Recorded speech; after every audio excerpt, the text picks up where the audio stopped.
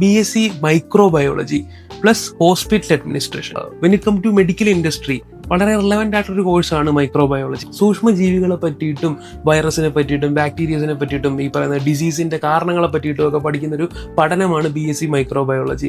As I said, നമ്മൾ ഈ medical ഇൻഡസ്ട്രിയിലേക്ക് വരുമ്പോഴത്തേക്കും മാനേജ്മെന്റ് സെക്ടർ എന്ന് പറയുന്നത് അല്ലെങ്കിൽ അഡ്മിനിസ്ട്രേഷൻ സെക്ടർ എന്ന് പറയുന്നത് എപ്പോഴും ഹോസ്പിറ്റൽ അഡ്മിനിസ്ട്രേഷൻ എന്ന് പറയുന്ന ഒരു പ്രോഗ്രാം പഠിച്ചിട്ടുള്ള ആൾക്കാരുടെ കയ്യിലായിരിക്കും ഭദ്രമായിട്ടിരിക്കുന്നത്. അപ്പോൾ നമ്മൾ BSc microbiology hospital administration add on പ്രോഗ്രാമായിട്ട് വരുന്ന ഒരു ഹോൾ പാക്കേജ് ചെയ്യുവാണെന്നുണ്ടെങ്കിൽ ഒരിക്കലും ഒരു മെഡിക്കൽ ഇൻഡസ്ട്രിക്കും they can never say no.